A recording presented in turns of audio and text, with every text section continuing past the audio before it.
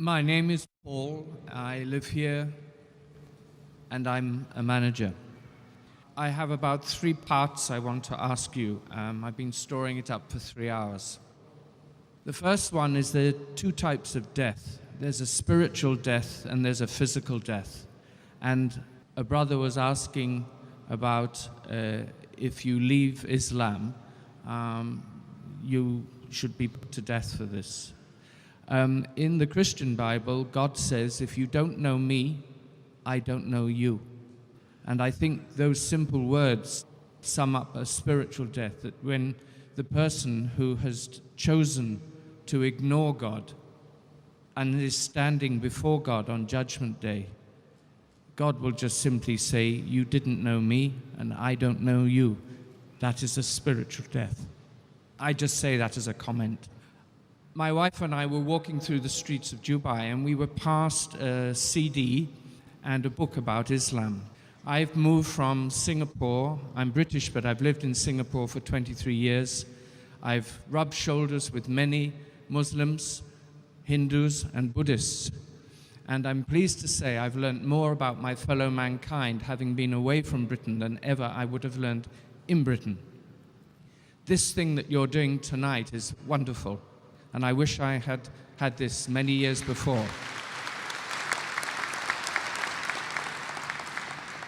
One of the signal absences in this treatise on Islam was nobody talked about the devil, nobody talked about sin. And I was puzzled because in Christianity it is always constantly the fight between good and bad. In the Old Testament, which was the first thing that I learned, there were a lot of similarities with Islam. People are slaughtering cows and sheep and goodness knows what to atone for their sins. And the more I gather, the worse the sin, the more animals that were killed. And in the big temple courtyards, there were just vast areas for burning these animals on the altars. Why has that stopped? If Islam is drawing on a lot of the Old Testament things, what I know as the Old Testament, Abraham had a wife called Sarah. How do you know this? You know it because it was recorded. Would you agree, therefore, in the New Testament that the people who wrote and recorded those things, are they telling the truth? I'm asking you a question which I hope you'll answer in a minute. Are they telling the truth or is this made up? And therefore, why are we not even today slaughtering animals left, right and center to atone for our sins, because there is another forgiveness? The last point I want to make is I was absolutely amazed. I learned this in Singapore, that there were historians at the time Jesus was observed to have been crucified who were not Christians.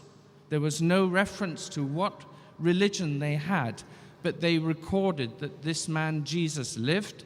Yes, we know he lived. You acknowledge as Muslims that he lived. But he was observed to have been crucified. And it is recorded in the Bible by the same people who I'm asking you, do you believe that Mark, Matthew, Luke, and John existed? Was this a made-up story? Because if all the other things have been observed, Jesus said this, or Jesus said that in the red writing in the Bible, where is the line between something happened and something didn't happen? I'm sorry, it's a long question. No problem. I answer the question. The brother asked a very good question. He said that in my talk, for example, I mentioned that Abraham had another wife by the name of Sarah. May peace be upon them. How did I come to know? From the Bible. So he's asking me that many things of Islam, there are similarities in the Old Testament. Now when we go to the New Testament, how do I pick and choose? Why don't I believe in the writers? Brother, anything, whether it's part of the Old Testament or New Testament, whether it's part of a Hindu scripture or any other scripture, I as a Muslim, I consider, as far as I'm concerned, I'll come up with the others later on, as far as the Muslim is concerned, this Quran is my Furqan. Furqan is the criteria to judge right from wrong. And our beloved Prophet Muhammad ﷺ said, Ballighu anni walau ayah. propagate even if you know one verse. And there is no problem if you quote from the scriptures of the Ahl Kitab. Now, as far as the scriptures of the Jews and Christians are concerned, there are 3 rules to be followed. Rule number 1, if it matches with the Quran, we have got no objection in accepting that portion to be the word of God. Point number 1. Point number 2, if it goes against the Quran, we reject it. It cannot be the word of God. Irrespective who wrote it, Paul, Matthew, Mark, John, whoever. Rule number 1, if it matches with the Quran, because this has been proved to be the word of God as far as we are concerned. Scientifically, everything. Even a logical person, if he finds out this is the word of God, and then if he compares whatever matches with the thing which has been proved, like this is our ruler. You know, we have a measuring tape. Once it has been confirmed this is correct, then we use this as a Furqan, as our Mizan. So what is there in the Old Testament, New Testament, Buddhist scripture, Hindu scripture, what matches with the Quran, we have got no objection accepting that is the word of God. What is contrary to the Quran and the Sahih Hadith, we reject it. It can't be true. Now what is not matching with the Quran, but not even contradictory, it is optional. Do you understand? Optional. Optional means may be right, may be wrong. So those things which are mentioned in the Bible, Old and New Testament, which match with the Quran, is what I quoted today. 100%. We have got no objection in accepting this portion as the word of God. There are many things which go against the Quran, which I can give a talk on differences between Islam and Christianity. There are certain things which are optional. Neither go against the Quran, is neither matching with the Quran. So these portions which is neither going against the Quran or matching with the Quran are optional for us. So those writings which go against the Quran, I cannot accept as the word of God. So all those authors of the New Testament which go against the teachings of the Quran, I reject it. What matches, I say can be the word of God. What doesn't match, neither goes against, is optional. As far as a non-Muslim is concerned, we use logic. If you keep the Quran aside, today, due to advancements of science and technology, today is the age of science and technology. Now, if you use the yardstick of science and technology to the Bible, you will find hundreds of mistakes. About the creation of the universe, there's a mistake. The Bible says, as I mentioned earlier, that Almighty God, in Genesis chapter 1, verse number 16 to 19, He created 2 great lights, the greater light, the sun, to rule the day, the lesser light, the moon, to rule the night. So moon doesn't have a light of its own. It's a contradiction. It's a scientific error. There are various such errors. Various. Only in Genesis chapter number 1, you can find plenty errors. There are mathematical contradictions. There are scientific errors. There is obscenity. So leave aside Quran. Even if a normal human being who keeps his mind open and reads, we can surely not agree, this portion can surely not be the word of God.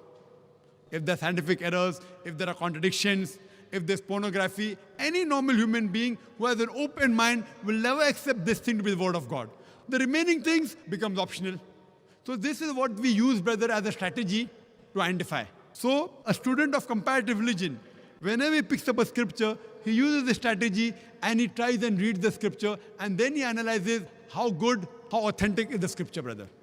So this if you use with the Bible also, you find there are many errors, there are many contradictions. Even if you don't have the Quran, a normal human being cannot accept this to be the word of God as a whole. But because Quran says that there was a revelation given to Jesus Christ, peace be upon him, what we say, that portion which matches with the Quran, we have got no objection accepting as the word of God. Hope that answers the question, brother. It partly answers the question. The point I was trying to get to was about sin and the devil. The point I made was, in the Islamic literature I was given, there was barely any reference to sin, the forgiveness of sin, the condemnation that we would all feel if we had no way to be forgiven for our sin. This was one part of the question. Yes, therefore one question at a time, it will be better. Yes. As you told that you gave a short speech, I was trying to cover as much as I could. I apologize for my long question. No problem, brother. So brother asked a question that the literature that was given to him, that literature did not contain sin. So I don't know which literature was given to you. But if you read the Quran also speaks about sin. It speaks about hell. It speaks about punishment. Now the literature that was given to you may be a particular topic. Like today's talk, I never spoke about sin because the topic was similarity between Islam and Christianity. But I've given other talks which speak about sin. So the literature that was given to you, brother, was maybe dealing in a particular specialized subject. It may not be dealing with sin. But to say that Islam doesn't speak about sin is wrong. So Quran, like the Bible, also speaks about sin. But the difference in the Bible and the Quran, what the church teaches about the original sin, Quran doesn't believe in that. Which I gave the answer earlier, which I don't intend repeating, that nowhere does the Bible speak about the original sin. It is the teaching of the church. So Quran does not speak about original sin. And like the Bible, as Bible says in Ezekiel chapter number 18, verse number 20, that the soul that sins shall die. The father shall not bear the iniquity of the son, neither shall the son bear the iniquity of the father. The righteousness of the righteous shall be upon him. The wickedness of the wicked shall be upon him. Similarly, the Quran says, no bearer of burden can bear the burden of others. If you commit a sin, you will be responsible. No one else can bear the burden. So Quran also speaks about reward, speaks about punishment, speaks about sin, various things. In my talk, though I didn't mention sin, but indirectly I did mention also about sin. If you have alcohol, it's a sin. If you have pork, it's a sin. If you do adultery, it's a sin. But I was speaking in the positive aspect. Don't have alcohol. Don't have pork. Don't do adultery. So even the Quran speaks about sin. Hope that answers the question, brother.